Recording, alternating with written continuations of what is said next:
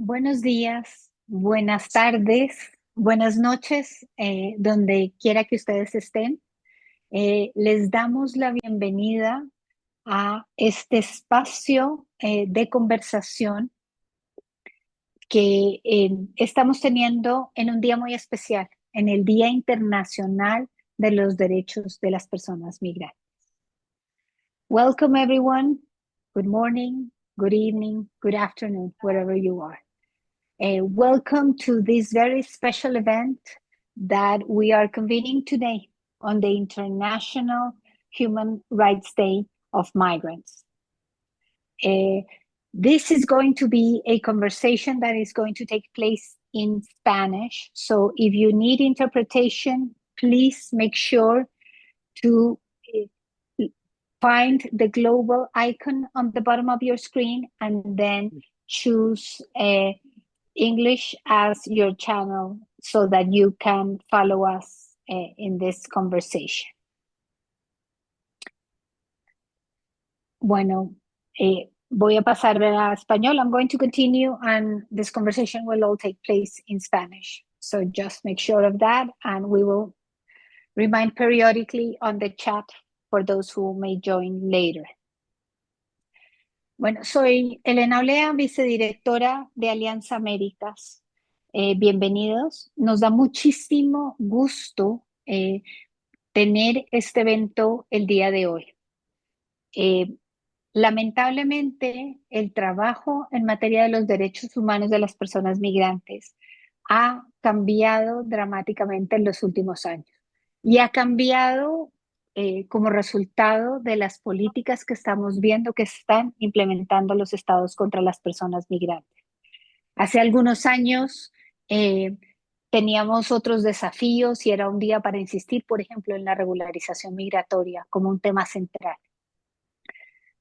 Pero es importante reconocer que en este momento de retrocesos en materia de derechos humanos en diversos lugares y también de exacerbación de la xenofobia y de demonización de las personas migrantes, las violaciones de derechos humanos que sufren las personas en situaciones de movilidad humana han cambiado.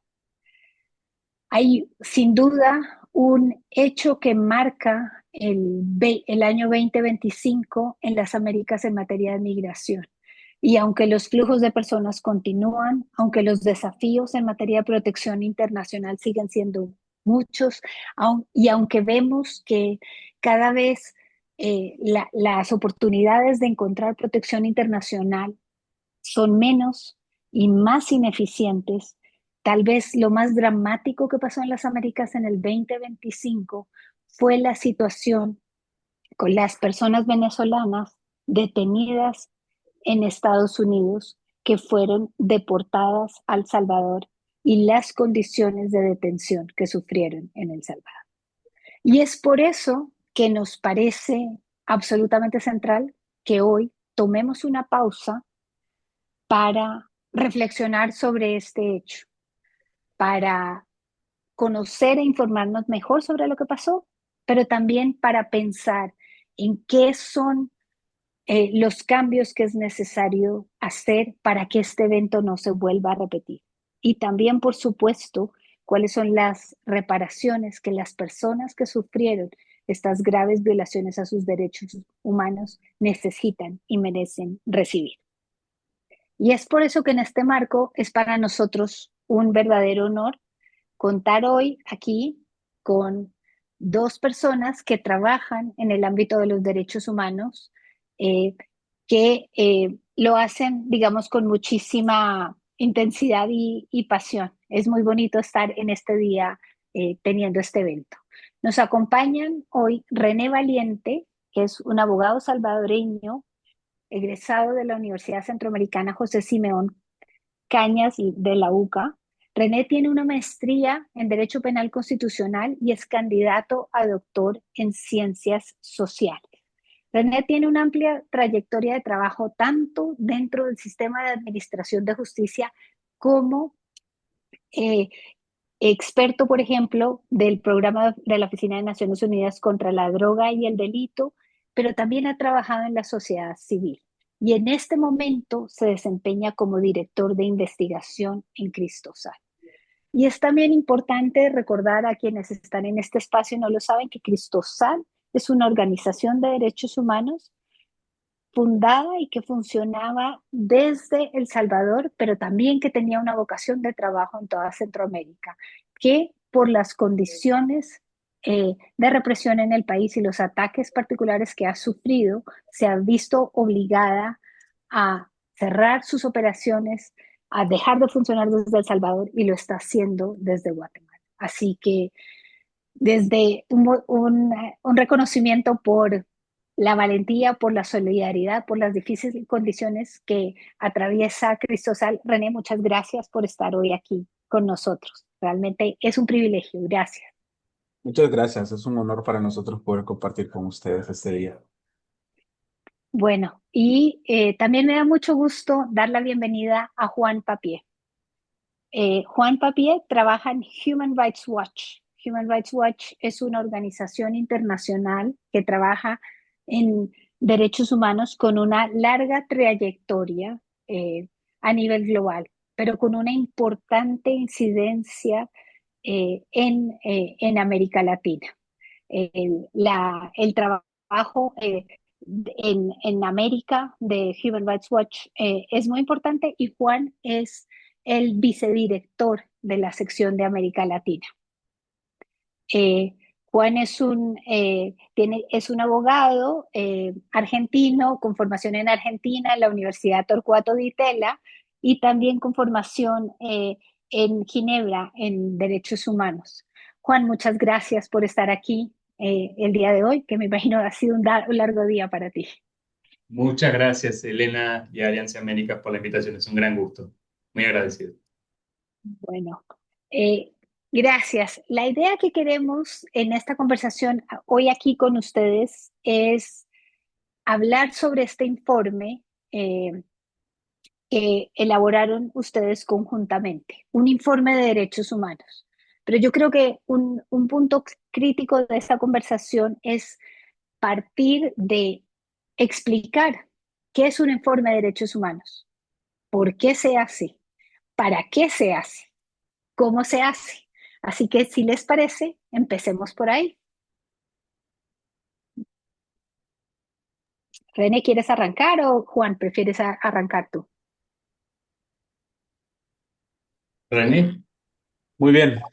Bueno, porque es importante documentar lo que sucede en materia de derechos humanos. Hay muchas formas de responder a esto, pero creo que lo más importante es señalar que detrás de cada reporte, detrás de cada estudio, de cada análisis, hay personas, seres humanos, que han visto transgredidos sus derechos, que se han visto afectados de formas muy diversas. Y es importante entender que una de las labores principales de la defensa de derechos humanos y por lo que hacemos este tipo de informes es para reivindicar la posición de las víctimas que han sido afectadas eh, por distintas formas por los estados. En este caso en particular, pues tenemos a 252 jóvenes adultos venezolanos que fueron enviados a la cárcel de confinamiento del terrorismo en El Salvador, al SECOT, pero que alrededor de todo ese envío sufrieron una gran cantidad de vejámenes físicos, ya lo veremos más adelante, ataques psicológicos, un proceso muy profundo de estigmatización y de desprestigio por parte de dos estados actuando de forma coordinada, lo que les ha afectado profundamente en sus vidas. Detrás de los informes y de las publicaciones y las recomendaciones que se hacen a los estados, hay que entender que están las víctimas y esas víctimas son el centro del trabajo en derechos humanos. Estas personas tienen derecho a que se reconozca que han sufrido un ataque injusto, que han sufrido una vejación en sus derechos, que han sido víctimas del actuar y del abuso del Estado. Y a la vez es importante que todos tomemos conciencia sobre la necesidad del respeto universal a la dignidad de las personas. Cuando las personas son tratadas de esa forma y hay personas que lo toleran, que lo permiten o que lo ignoran, abren espacios para esos abusos de poder. Y por ello es importante, a través de la labor que se realiza, generar conciencia, no solo en los estados que son responsables directos de esto, sino también en la población, de que el ataque a una persona que se encuentra en una situación de vulnerabilidad es algo que debería preocuparnos a todos y a todas. ¿No? Que el atropello de los derechos de una persona, por ejemplo, migrante, en ocasión de que hoy celebramos el Día Internacional de los Derechos Humanos de los Migrantes, no debería ser motivo quiero decir, debería ser un motivo de preocupación generalizada, ¿no? Cuando se trata de ataques a los derechos humanos, en realidad, si no actuamos, si no denunciamos, si no ponemos el dedo sobre lo que está ocurriendo, pues todos y todas estamos en riesgo de que haya un ataque, porque se entiende que son en realidad ataques contra toda la humanidad en su conjunto.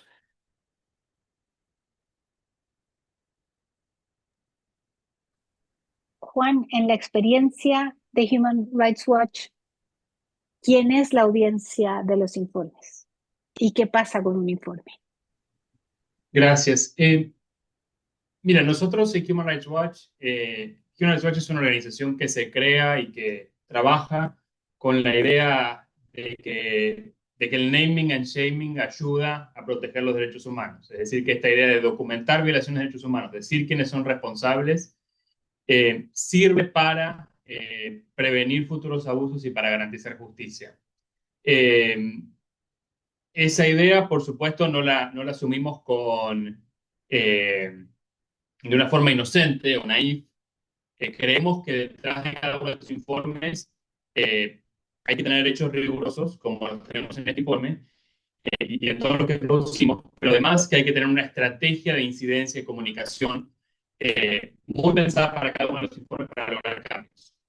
Con este informe que hicimos juntamente con Cristosal, lo que queremos es exponer la realidad de lo que sufrieron estas personas en el SECOT frente a diversos públicos. Primero, yo diría, frente a los tribunales de Estados Unidos, creo que esto es fundamental para que se empiecen a tomar decisiones para frenar o limitar deportaciones abusivas como las que ocurrieron en este caso en el SECOT. Entendiendo que esta no es el único caso de deportación abusiva que ha ocurrido, ni mucho menos, pero probablemente sean los más graves que se han documentado a la fecha desde que asumió el presidente Trump en los Estados Unidos. Además, creemos que es importante dirigir este informe al Congreso de los Estados Unidos para que cuando haya un ambiente político más favorable se puedan tomar medidas para investigar estos hechos y también para limitar el uso discrecional de fondos por parte de la administración para pagarle a gobiernos para cometer este tipo de violaciones de derechos humanos, como ocurrió en este caso, cuando la administración Trump le pagó 4,7 millones de dólares a la administración de Bukele para tener detenidas a estas personas de forma arbitraria. Y además es importante que el público en general conozca sobre estas violaciones de derechos humanos, porque todos los gobiernos eh, intentan dar la impresión, de alguna forma u otra, de que tienen un compromiso con acuerdos básicos, con un tratamiento básico a otros seres humanos. Y tenemos que mostrar que estas violaciones graves de derechos humanos han ocurrido. Tenemos que exponer lo que significa el modelo Bukele en América Latina y por qué ese modelo no es un modelo de seguridad, sino que es un modelo de represión. Eh, y creo que es importante que toda la región, incluyendo en El Salvador, se conozcan este tipo de atrocidades que se cometieron en Secot. Gracias. Yo creo que es un buen punto para empezar. Quiero invitar a la audiencia a que se sienta cómoda participando, a que nos vaya, digamos, poniendo sus preguntas en el chat, de manera que esta conversación los incluya desde un primer momento. René, ¿nos pueden contar un poco cuál fue la metodología que utilizaron? ¿Cómo hicieron este informe?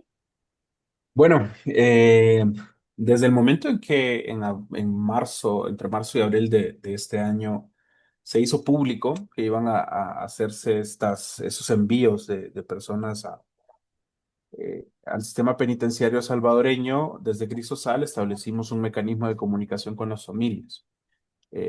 Pusimos una plataforma en línea que nos permitió establecer contacto con familiares y ello pues condujo a a realizar entrevistas, a documentar los antecedentes de estas personas, tanto en Venezuela como en los países en los que habían transitado.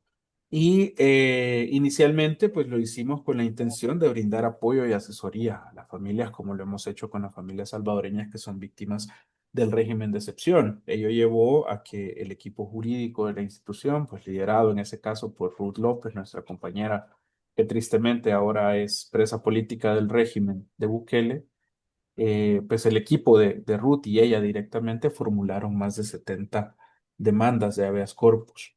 eh, en representación de las familias de estos hombres que fueron enviados al SECOT para exigirle a la Corte Suprema de Justicia pues que interpusiera sus oficios en la liberación de estas personas.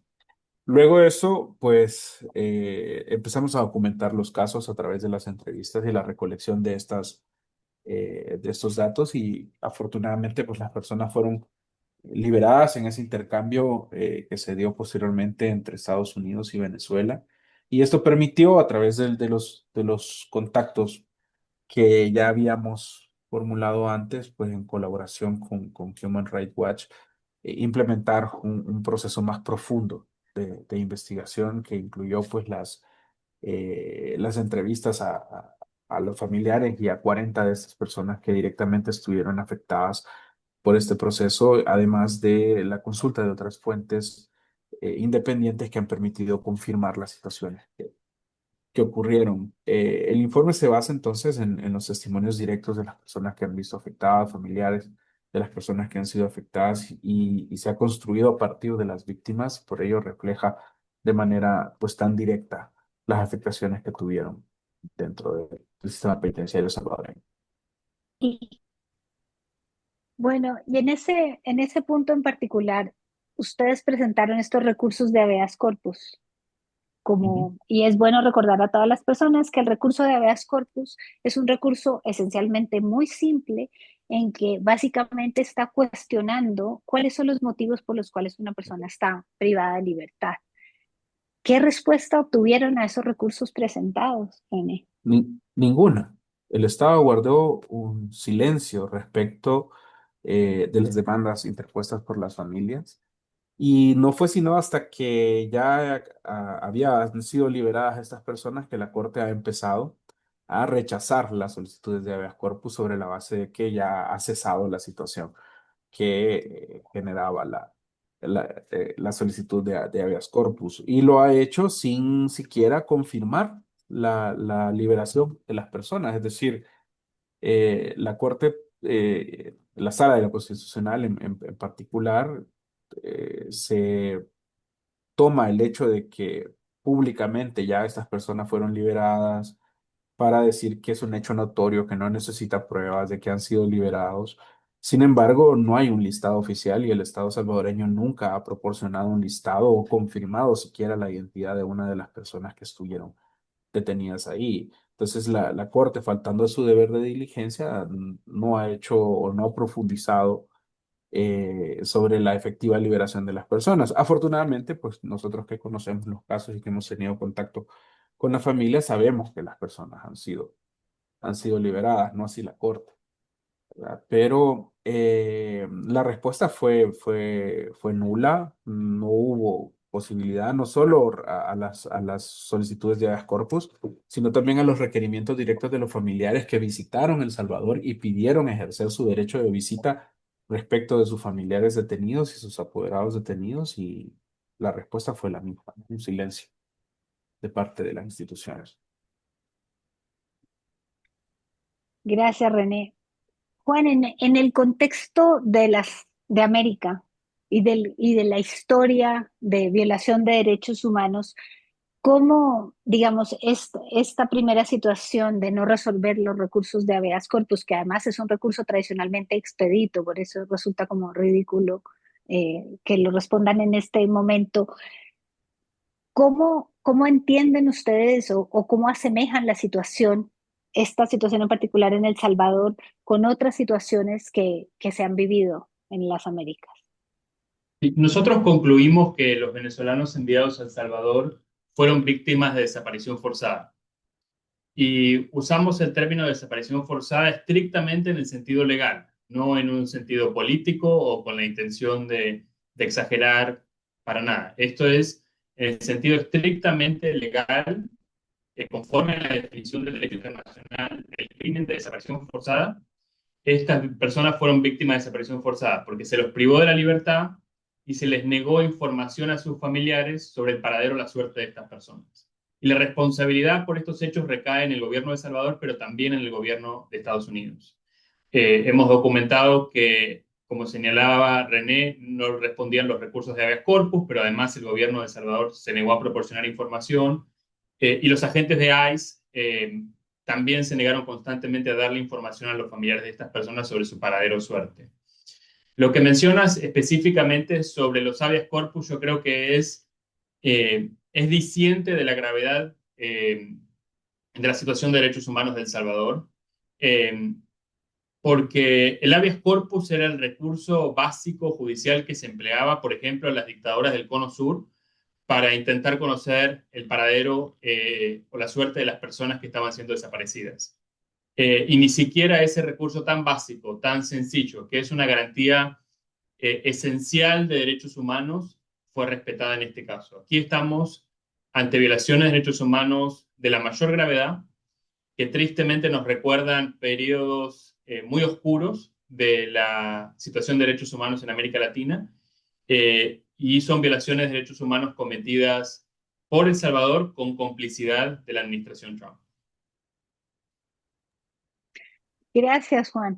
René, y haciendo un paralelo con el resto de las personas que están privadas de libertad bajo el régimen de excepción en El Salvador, ¿nos puedes contar algo sobre qué pasa con recursos de habeas corpus si se presentan para cuestionar los motivos de una privación de libertad o la posibilidad, si tienen en esos casos los familiares, de ver a las personas que están privadas de libertad? Sí. Eh, para comprender el alcance y la verdadera dimensión de lo que sufrieron Pues, los hermanos venezolanos que estuvieron en el SECOR, hay que comprender la situación que atraviesa El Salvador recientemente. El Salvador lleva más de 3 años con 9 meses bajo un régimen de excepción, un estado de emergencia que por constitución debería durar máximo 30 días. Sin embargo, el control absoluto de las instituciones de control, sin pesos y contrapesos en El Salvador, le ha permitido al régimen de los Bukele ejercer de manera ininterrumpida un estado de excepción, violando garantías constitucionales esenciales como el derecho de defensa, como la inviolabilidad de las comunicaciones, etcétera, anulando la capacidad de las personas de defenderse frente a los procesos judiciales. Y esto ha significado que un número incierto, pero que oscila entre los 89 y los 90.000 personas están siendo procesadas en detención en El Salvador en una situación, como lo mencionaba Juan, de desaparición forzada. Están completamente abstraídos de la protección de la ley, incomunicados, sin capacidad de establecer contactos esenciales con sus familias, con sus equipos legales. Y en esa situación, dentro de esas personas, hay una gran cantidad de defensores de derechos humanos, defensores de la tierra, abogados anticorrupción, abogados constitucionalistas, presos políticos del régimen. Las situaciones que hemos visto y que nos han relatado los venezolanos que pasaron por eso no son muy distintas a las que ya nosotros teníamos documentadas del resto del sistema penitenciario salvadoreño. Es decir, torturas, abusos físicos, privación de acceso a condiciones elementales como acceso a la salud, agua suficiente y limpia y comida de calidad aceptable. Hemos logrado documentar dentro del sistema penitenciario salvadoreño incluso el fallecimiento de más de 420 personas que estando en custodia del Estado sufrieron agresiones físicas o sufrieron condiciones que se agravaron por la falta de acceso a cuidados médicos, a alimentación adecuada, etcétera. Personas que incluso han fallecido por la falta de cuidados médicos de enfermedades graves que eran conocidas antes. de su ingreso al centro penitenciario y que el Estado pues ha omitido su deber de vigilar y cuidar a estas personas que están sometidas bajo su custodia. La situación de derechos humanos en El Salvador desde hace varios años es una situación grave de crisis, de violación sistemática de los derechos humanos, y por ello es todavía más grave que el sistema penitenciario salvadoreño haya sido seleccionado para enviar este mensaje en contra de la migración. Es decir, quienes tomaron la decisión de utilizar este sistema lo hicieron plenamente conscientes de las situaciones y las violaciones de derechos humanos que ocurren en el Salvador. Cristosal ha denunciado desde 2022 la existencia de esas situaciones. Hemos documentado la cantidad que le mencionaba de personas que han fallecido en custodia del Estado. Y esta información ha sido retomada por oficinas del gobierno de los Estados Unidos, como el Departamento de Estado y otras, que han retomado y lo han reportado a través de los años. Es decir, una situación de la cual tenían plena conciencia y creo que eso es parte de lo que hay que valorar a la hora de entender el alcance de este acuerdo entre Estados Unidos y El Salvador, que se ha seleccionado directamente y de manera deliberada un sistema que viola sistemáticamente los derechos humanos de las personas, que tortura, que incluso mata. Y se seleccionó ese sistema específico para enviar un mensaje en contra de la migración, un mensaje de miedo y de odio. Gracias, René. Juan, ¿cómo podemos entender, cómo puede entender una persona hasta dónde llega la responsabilidad de Estados Unidos? Volviendo justamente a esto que subraya René, esto era con conocimiento, no es que ellos no sabían cuáles eran las condiciones a las cuales iban a estar expuestas las personas que fueron deportadas a El Salvador. Eh, y dónde empieza a entrar la responsabilidad del Salvador. Yo creo que es importante entender este elemento. ¿Cómo lo explicarías tú en general? Bien. Bueno, aquí hay distintas violaciones que hemos documentado en el informe, distintas violaciones de derechos humanos. Hemos documentado desaparición forzada, detención arbitraria, torturas y tratos crueles. Y la violación a la obligación de non-refoulement, es decir, la obligación de no enviar personas a un país en el que están en riesgo de sufrir violaciones de derechos humanos.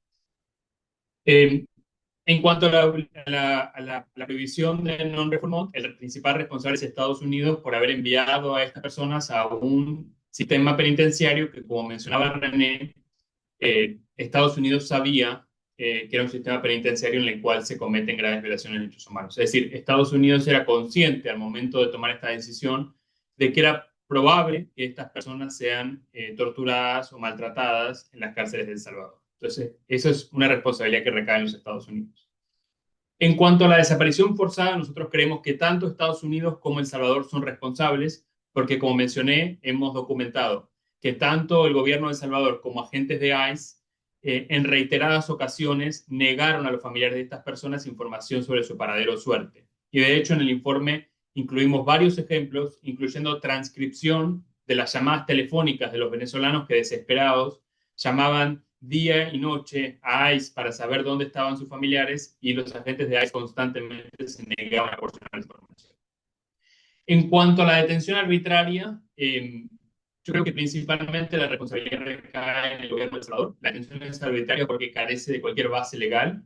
Un principio básico de cualquier democracia es que para que una persona sea privada de libertad tiene que haber, a lo menos, entre otros requisitos, una ley que diga que por qué esa privación de la libertad se puede realizar. Una base legal, y eso es una garantía básica de derechos humanos, por lo menos del siglo XIX. Eso no existió en este caso. No conocemos ninguna base legal para tener a estas personas privadas de la libertad en El Salvador y la responsabilidad principal recae en el gobierno salvadoreño por esa detención arbitraria. Y en cuanto a las torturas, y seguramente más adelante podamos entrar en más detalles sobre las torturas que hemos documentado, la responsabilidad principal, por supuesto, recae en el gobierno de El Salvador, en el Estado de El Salvador, por torturas sistemáticas cometidas sus agentes contra estos venezolanos, pero también hay un elemento de complicidad por parte del gobierno de los Estados Unidos porque envió a estas personas a El Salvador sabiendo que podían ser torturadas al estar detenidas en esta cárcel.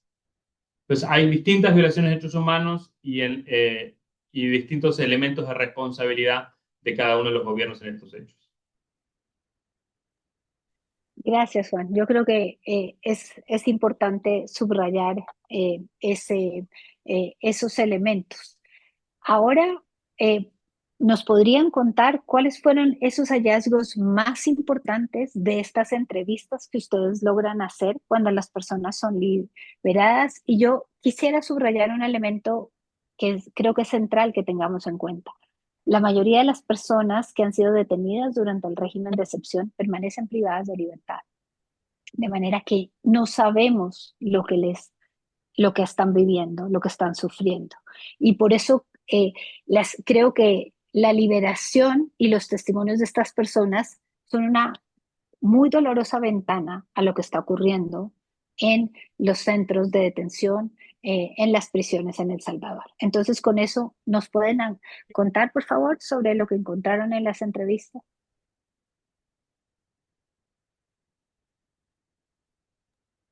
Adelante, Juan, ¿Quieres que si vaya quieres René? comenzar. Sí. Adelante, y yo Perfecto. Entonces, complemento. como mencioné, documentamos varias violaciones de derechos humanos. Enchanté en detalle sobre la desaparición forzada, la violación del principio de non-refoulement y la detención arbitraria. Creo que donde más vale la pena enfocarnos es en las torturas. Nosotros, como mencionó René, entrevistamos a 40 venezolanos que estuvieron privados de la libertad en Secot y además pudimos corroborar sus alegaciones a través de análisis forense. Por ejemplo, tuvimos fotos de las heridas que estas personas tienen en sus cuerpos y les pedíamos a forenses que evalúen si esas heridas eran consistentes con las alegaciones que estas personas hacían y análisis de fuentes abiertas para entender si las armas que estas personas describían o los espacios que ellos describían en el SECOT efectivamente existen. Y con todo eso pudimos documentar numerosos hechos de tortura durante los 4 meses que estas personas estuvieron privadas de libertad en SECOT. Documentamos que estas personas sufrieron golpizas digamos, durante requisas diarias en sus celdas. Sufrieron golpizas por infringir normas del SECOT, por ejemplo, por hablar en voz alta con otro detenido o por bañarse o, digamos, limpiarse en un horario que no era establecido por los guardias penitenciarios. Y documentamos también que sufrieron golpizas por solicitar atención médica. Además de estas golpizas, tipos de golpizas que ocurrieron de forma periódica, documentamos 4 momentos específicos donde sufrieron golpizas especialmente graves. El primero fue al llegar al SECOT, donde todos fueron golpeados brutalmente. El segundo fue durante la visita de la secretaria de Homeland Security, Kristi Noem, en marzo. Como todos ustedes saben, la secretaria visitó el SECOT y hizo un video muy famoso diciendo que cualquier migrante que intentara ir ilegalmente a los Estados Unidos podía terminar en el SECOT. Ese video ella lo grabó frente o adelante de algunos detenidos salvadoreños, al parecer expandilleros salvadoreños, pero lo que nosotros pudimos reconstruir sobre la base de varios testimonios es que ella primero visitó las celdas donde estaban los venezolanos le gritaron libertad, no somos terroristas, somos migrantes, eh, y los guardias penitenciarios la escoltaron fuera de ese módulo y apenas ella salió, a los pocos minutos, llegaron los guardias y torturaron a los venezolanos que le habían gritado a la secretaria de Homeland Security. También documentamos que torturaron a los venezolanos luego de las visitas del Comité Internacional de la Cruz Roja, que envió personal para verificar la situación humanitaria de estas personas, y cuando salieron los funcionarios del Comité Internacional de la Cruz Roja, los funcionarios salvadoreños los golpearon, los torturaron, los mataron por haber hablado con el Comité Internacional de la Cruz Roja. Y documentamos casos de golpizas y también de uso excesivo de la fuerza, por ejemplo, de disparos con balas de goma en contra de protestas que realizaron los venezolanos en los meses que estuvieron detenidos, realizaron huelgas de hambre, realizaron lo que ellos llaman una huelga de sangre. Eh, Dicen que microinterferencias, a ver si quizás me acerco más. realizaron lo que ellos llamaron una huelga de sangre, donde básicamente uno de ellos se cortó un brazo para con su sangre escribir un cartel pidiendo la liberación del grupo, y realizaron algunas pequeñas protestas tirándole cosas a los guardias, protestas mayormente pacíficas que fueron reprimidas brutalmente por los guardias que los golpearon y que además, como mencionaba, utilizaron armas menos letales para reprimir estas manifestaciones. Estas golpizas ocurrieron principalmente en los pasillos del Secot, pero también en un espacio que ellos describen como la isla, que son 6 celdas en este módulo que se utilizan para el aislamiento de los detenidos. Son celdas de 2 metros por 3 metros, donde no hay prácticamente acceso a la luz natural, donde hay poco acceso, digamos, flujo de aire, y donde normalmente los guardias llegaban a estas personas para golpearlas, para torturarlas, y luego los dejaban ahí en muchos casos sin acceso al agua o alimentos. Eh, Esos grandes rasgos son los casos de tortura que hemos documentado. Conocimos casos donde las personas nos decían que les perdieron dientes, que tuvieron rupturas de los ligamentos en las rodillas, que les rompieron la nariz, que las golpizas eran tan fuertes que no podían respirar o que estaban vomitando, etc. Eh, y todo esto, por supuesto, en una situación donde además sufrían acoso psicológico constante, porque los guardias les decían que se iban a morir en el seco, que nunca iban a salir de allí, que solo iban a salir en bolsas negras, y en condiciones de detención que eran inhumanas, porque estas personas estaban incomunicadas, no podían en ningún momento llamar a sus familiares o abogados. La comida a la que tenían acceso era muy pobre, y tenían muy poco acceso a servicios de salud. 37 de las 40 personas que entrevistamos estuvieron enfermos durante el tiempo que pasaron en el SECOT, y nos mencionaron que no tenían prácticamente acceso a medicinas o atención médica, y además no tenían ninguna actividad que hacer en esos 4 meses que estuvieron detenidos. Estaban constantemente en sus celdas, no se les dio ningún acceso a educación, a actividades, a deporte, entre otros, al punto que algunos de ellos nos contaban que con el único jabón que tenían en la celda, hacían un tablero en el piso y jugaban con los restos de su desayuno un juego, un parqués, porque era lo único que podían hacer todo el día. Es decir, estas personas sufrieron torturas, malos tratos psicológicos, pero además fueron, digamos, tratadas, despreciadas, humilladas constantemente durante los 4 meses que estuvieron detenidas.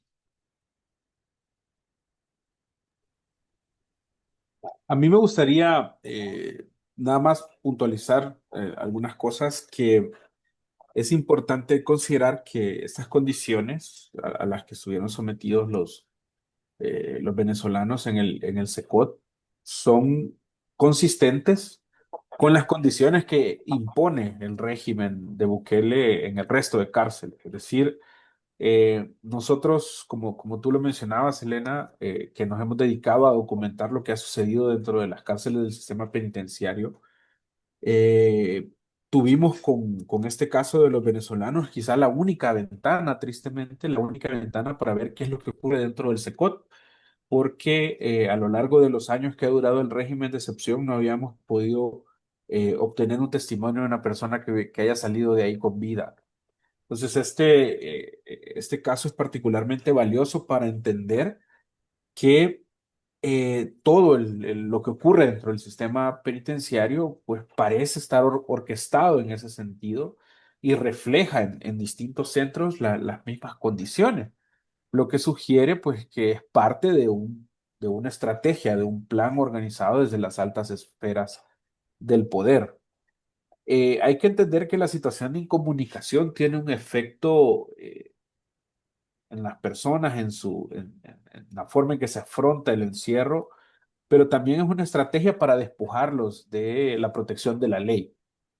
No tienen acceso a defensa, no tienen acceso a abogados, no tienen acceso ni siquiera a un tribunal. Y esto es particularmente grave en el caso de los venezolanos, como lo mencionaba Juan, es uno de los elementos que constituye la desaparición forzada, que es despojar a las personas de la protección legal. Nosotros hicimos solicitudes de acceso a la información pública a distintas instituciones del gobierno salvadoreño, incluida la Presidencia de la República, Ministerio de Relaciones Exteriores, la Procuraduría para la Defensa de los Derechos Humanos, la Dirección General de Centros Penales e incluso la Corte. Y todos sistemáticamente negaron acceso a información sobre estas personas. La Corte incluso se negó a reconocer si tenía o no jurisdicción sobre estas personas. Había un tribunal salvadoreño vigilando las garantías, el cumplimiento de las garantías de estas personas y se declaró incompetente simplemente para no responder ese requerimiento y únicamente la Dirección de Centros Penales declaró reservada la información de estas personas y le puso un sello durante 7 años. Es decir, aunque la haya solicitado Cristosal o la hayan solicitado los familiares, la respuesta fue la misma. No hubo acceso a la información y el Estado no reconoció en ningún momento pues tener control sobre estas personas. Otro elemento que hay que resaltar es la situación del abuso de las medidas disciplinarias y el uso de la agresión dentro de los centros penales como un mecanismo para establecer control y disciplina. Eso lo hemos visto en distintos centros penales y es curioso que justo Juan relataba los momentos específicos en que se dan ese tipo de lesiones. Muchos de los casos de fallecimientos que nosotros hemos identificado dentro del sistema penal, más que todo al inicio del régimen de excepción, se daban durante las primeras semanas de internamiento. Es decir, las palizas que se utilizaban de bienvenida eran utilizadas como un instrumento para doblegar a las personas desde el principio y tenían efectos nocivos en la salud de las personas, obviamente. Y es un elemento que hemos visto reflejado aquí en el SECOT. Finalmente quisiera nada más puntualizar que estas situaciones que hemos visto y que hemos podido documentar hoy gracias al caso de los venezolanos dentro del SECOT, confirman la idea de que el sistema penitenciario salvadoreño actúa orquestado bajo una línea, una dirección, y que no son hechos aislados de agentes en particular, sino que es una política, es una forma de ejercer el poder, y particularmente en este caso. Ya. Bueno, vemos como las autoridades en El Salvador, tanto el Poder Judicial como el Poder Ejecutivo, no responden ni a solicitudes de información, ni a recursos legales, ni a solicitudes de los familiares. No sé si a ustedes nos pueden contar si intentaron algunas acciones ante lo que conocemos como los mecanismos regionales, tal vez ante el Sistema Interamericano de Derechos Humanos o ante las instancias de Naciones Unidas del Sistema Universal de Derechos Humanos en torno a esta situación en particular. ¿Y cuál fue la respuesta?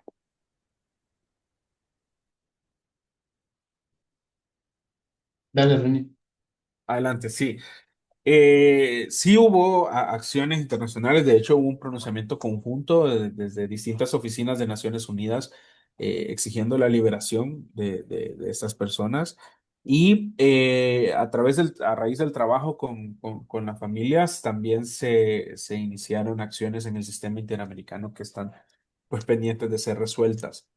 Sí hubo, digamos, una intención de instar a las entidades internacionales en materia de vigilancia de derechos humanos. Como lo digo, algunas de ellas tuvieron una respuesta más rápida. Sin embargo, la posición del Estado se mantuvo en el mismo sentido. No hubo, pese al pronunciamiento y al comunicado que hizo esa declaración conjunta de distintas oficinas de Naciones Unidas, no hubo una respuesta positiva de parte del Estado, ni en el cambio de las condiciones de estas personas, ni en la respuesta de sus solicitudes, por ejemplo, de habeas corpus. Finalmente, las personas son puestas en libertad, en lo que se presenta comunicacionalmente como un intercambio entre unas personas que estaban privadas de libertad en Venezuela.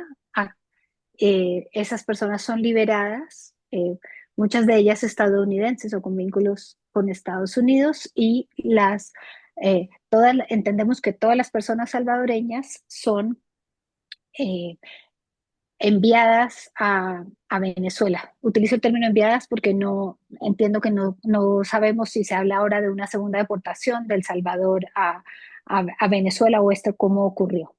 Entonces yo quisiera preguntarte, Juan, ¿qué sabemos sobre cuando tú estás documentando y cuentas como no solo los testimonios de ellos, sino además lo que están indicando los médicos forenses de que las lesiones que estas personas tienen son consistentes? Por lo tanto, son personas que sufrieron lesiones tanto físicas, pero también psicológicas en función de todo lo que estás cumpliendo.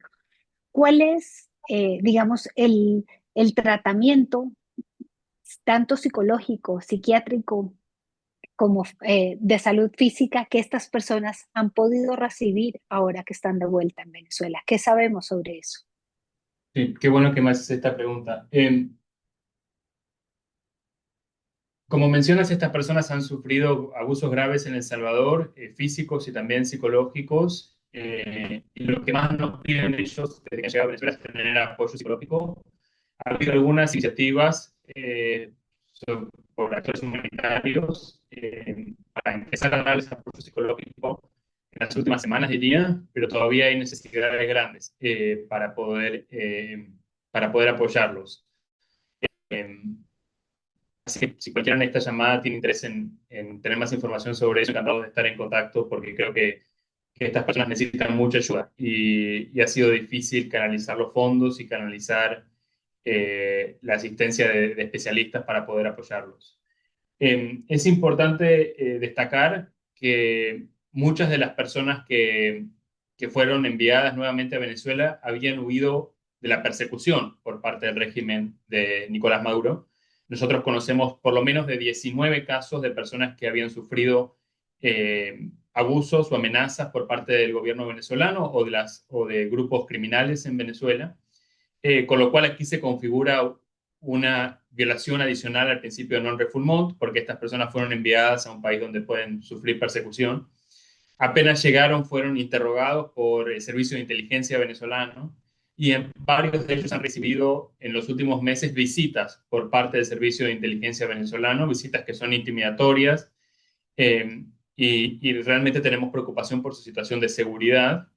Eh, entonces, estamos muy preocupados por su situación psicológica, pero también por la situación de seguridad de estas personas que no debieron haber sido devueltas a Venezuela, aunque por supuesto nos alegra que no estén más sufriendo la situación de infierno en la que estaban en el Secot. Es decir, el gobierno venezolano los recibe también como héroes en un espectáculo mediático, pero tampoco les está ofreciendo la atención psicológica y al contrario, lo que nos estás describiendo es una especie de presión, hostigamiento hacia ellos ahora. O sea, Así la es. pesadilla para ellos no termina. La pesadilla para ellos no termina. Estos son personas que han sufrido violaciones de derechos humanos por parte del gobierno de Estados Unidos, por algunos de ellos por parte de Venezuela, que los obligó a huir a Estados Unidos. Luego violaciones de derechos humanos por parte del gobierno de Estados Unidos. Luego violaciones de derechos humanos por parte del gobierno de El Salvador y que hoy están siendo intimidados y amenazados nuevamente por el régimen de Venezuela. Bueno, como dijimos, el informe presenta estos hechos muy cuidadosamente documentados, confirmados por otras fuentes adicionales, pero el informe termina con unas conclusiones y recomendaciones al respecto, que por supuesto están dirigidas a la situación particular de las personas afectadas, pero que también tienen esta mirada que es muy importante en términos de qué se puede hacer para que esto no vuelva a ocurrir. Entonces yo quisiera empezar por René y después pedirle a Juan un poco que nos describa un poco esa sección de conclusiones y recomendaciones que incluye el informe. Sí, claro, con mucho gusto. Creo que uno de los elementos principales es la necesidad de resarcir a las víctimas, de restituir los derechos que han sido transgredidos. Eh, Algo de lo que se habla muy poco y que es muy triste para nosotros como salvadoreños, que lo hemos visto en desarrollarse ampliamente en El Salvador y ahora lo hemos visto replicado en un foro mucho más amplio. es el impacto que puede tener estos procesos de desprestigio, de estigmatización en las personas. En El Salvador, el uso de etiquetas como pandillero, terrorista, tiene la posibilidad de terminar con la vida civil de una persona, ¿no? Luego salen, aunque el mismo Estado reconoce que han sido errores en su política de seguridad, esas capturas los pone en libertad, pero ese elemento de tener una mancha de haber sido acusado de ser pandillero en un país como El Salvador, significa que esa persona pues, muy difícilmente puede obtener empleo. Es triste ver cómo esto se ha reflejado a un nivel mucho más amplio, porque esas personas han sido objeto de un proceso de estigmatización muy profundo, en el que tanto el Estado salvadoreño como el de los Estados Unidos de Norteamérica también han participado de forma directa en el desprestigio y en la estigmatización de estas personas. Y hay que trabajar junto con las víctimas para el resarcimiento y el restablecimiento de sus derechos, porque pues, han sido víctimas de violaciones a derechos humanos que son graves. Luego, creo que es importante trabajar sobre la transparencia de los acuerdos entre los estados. Tristemente, los detalles del acuerdo entre El Salvador y Estados Unidos todavía no se han hecho públicos del todo. Lo que sabemos es que se usó una porción de dinero público de los Estados Unidos para financiar la estadía de estas personas en el sistema penitenciario salvadoreño, y que en virtud de esto, de este acuerdo, pues ocurrieron estas graves violaciones a derechos humanos, pero los detalles y aspectos más específicos del acuerdo todavía permanecen en secreto, y es triste que ambos estados han utilizado ese elemento como excusa para intentar desatender sus obligaciones respecto de las víctimas. Es importante que todos los responsables rindan cuentas respecto de sus acciones, sus omisiones y las condiciones que generaron ambos estados de manera compartida que derivaron en la violación grave de los derechos de estas personas. Tanto Estados Unidos por los procesos ilegales de deportación, por las violaciones que tienen que ver con el irrespeto al debido proceso de las personas que quedaron todavía pendientes de tener sus audiencias, como El Salvador, materialmente por haber ejecutado esas acciones y por haber mantenido a estas personas en situación de desaparición forzada durante tanto tiempo, y además haber cometido directamente las agresiones y las violaciones. Es importante también que se asegure el pueblo de los Estados Unidos que el dinero de los contribuyentes no sea utilizado para financiar graves violaciones a derechos humanos. O sea, básicamente hemos identificado que en este caso se ha utilizado el dinero de los contribuyentes norteamericanos para financiar procesos de tortura fuera del territorio, y enviar un mensaje, como lo he dicho al principio, de miedo y de odio en contra de la migración. Eh, Además, es importante que la comunidad internacional mantenga una mirada muy cercana dentro de lo que está sucediendo en El Salvador, porque ese tipo de acciones son propiciadas únicamente en sistemas autoritarios, totalitarios, que no tienen control sobre control democrático sobre sus acciones. Y es peligroso que ese tipo de medidas también pueda replicarse en otras partes, o que ese tipo de ejercicio del poder pueda ser transmitido o contagiado a otras partes de la región, ¿no? Sería triste que una situación como esta se replicara nuevamente en otro país, y es particularmente triste para nosotros como salvadoreños que nuestro estado, que un país como El Salvador, que depende tanto de sus migrantes, haya participado y se haya convertido en verdugo de estas personas de manera tan cruel. Gracias, René. Juan, quisiera, como prefacio a tu intervención, mencionar que hay un comentario en que Leora Hurak nos comparte que el Centro para Víctimas de Bueno, Tortura ha comenzado a brindar apoyo psicológico a algunos de los miembros de este grupo. Y ella incluye su información de correo allí, así que quiero llamar la atención de personas que estén participando acá y que estén interesadas en informarse más, en ver cómo pueden apoyar el trabajo del Centro para las Víctimas de Tortura. Tú también hacías ese mismo llamado, Juan, en términos de cómo podemos apoyar. Así que con ese prefacio, adelante. Sí, me alegra mucho que incluyó ese comentario porque no quería dar nombres específicos por cualquier tema de seguridad, pero creo que es una organización que está haciendo un trabajo importante apoyando a estas víctimas que han sufrido mucho en El Salvador. En cuanto a las recomendaciones del informe, por supuesto, por parte de Estados Unidos creemos que es necesario un cambio mayúsculo en cuanto a las políticas migratorias que han causado graves violaciones de derechos humanos, sobre todo, pero no únicamente, durante esta administración. Y en relación con El Salvador en particular, creemos que hay que frenar las deportaciones de nacionales de terceros países, que este informe es evidencia suficiente para que no se sigan enviando personas venezolanos o de cualquier otro país a El Salvador que sean detenidos, porque la situación en las cárceles salvadoreñas es evidencia suficiente para creer que estas personas pueden ser torturadas.